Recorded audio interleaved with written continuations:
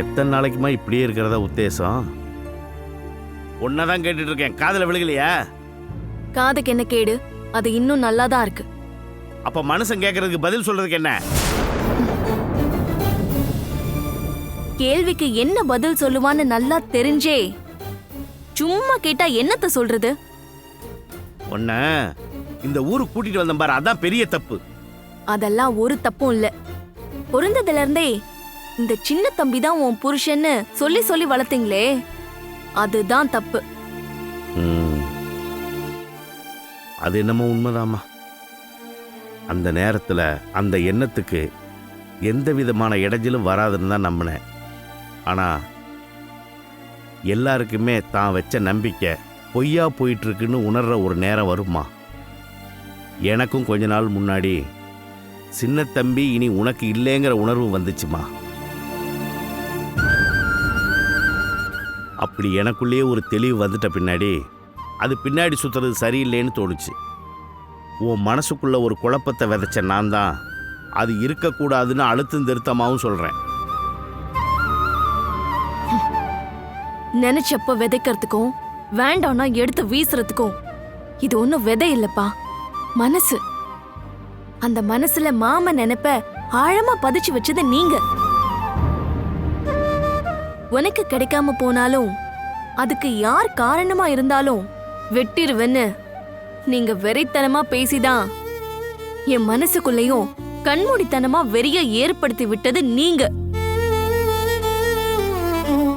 இப்ப வந்துட்டு இல்லம்மா, விட்டுருமா, மறந்துருமா, ஊருக்கு போலாமாமான்னா என்ன பார்த்தோம்?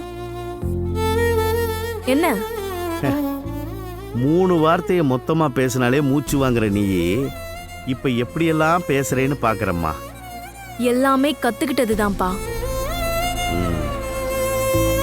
நினைச்சா முயற்சி பண்ணா எப்படி வேணாலும் மாறலான்னு தெரியுதுல்ல. இப்ப நான் சொல்ற விஷயத்தை பத்தியும் கொஞ்சம் யோசிச்சு பாருமா. பாவமா சின்ன தம்பி. மாமாவை நல்லபடியா பாத்துக்கணும்னு தான் நான் இவ்ளோ கஷ்டப்படுறேன்ப்பா. அவன் இருக்கிற இடத்துல இருந்துட்டு போட்டுமா. அவன் அங்க இருக்கிறது தானே சந்தோஷமாவும் நினைக்கிறான். யாருப்பா சொன்னா?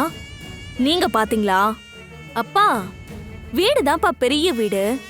ஆனா அதுல மாமாவுக்கு கொஞ்சம் கூட மரியாதை இல்ல. எனக்கு நல்லா தெரியும்.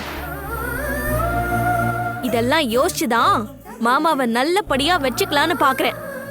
இல்லம்மா, நீ சொல்ற மொத்தமும் போய். அப்படியெல்லாம் அங்க அவன் கஷ்டப்படுறான்னா நீ இவ்வளோ தூரம் போராடுறப்ப தன்னால வந்திருப்பான். இப்படியெல்லாம் போய் ஓடி ஒளிய மாட்டான். வருவாரு, கண்டிப்பா வருவாரு.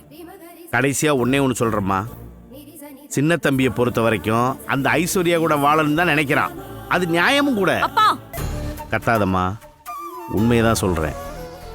என் வயசுக்கும் அனுபவத்துக்கும் நானும் உன்ன மாதிரி பேசிட்டு சுத்த முடியாது. சின்ன தம்பியை நினைக்காம இருக்கிறது தான் உனக்கு நல்லது. நாம அவன் வழியிலேருந்து விலகிட்டாலே அவன் போய் ஐஸ்வர்யா கூட வாழ ஆரம்பிச்சிருவான். என் மாமனை யாருக்கும் விட்டு கொடுக்க போறதில்ல. இந்த விஷயமா மத்தவங்க மட்டும் இல்ல, நீங்களும் இனிமே என்கிட்ட பேசுனா நான் என்ன பண்ணுவேன்னு எனக்கே தெரியாது. மல்லி, ரொம்ப ஓவரா போற. இதெல்லாம் வெறும் பேச்சுதான்ப்பா. என் மாமாவை தேடி போற வழியில வேற யாருக்காவது சப்போர்ட் பண்ணணும்னு நினைச்சுக்கிட்டு குறுக்க வந்தீங்க, நான் கொலகாரியா மாறக்கூட தயங்க மாட்டேன்.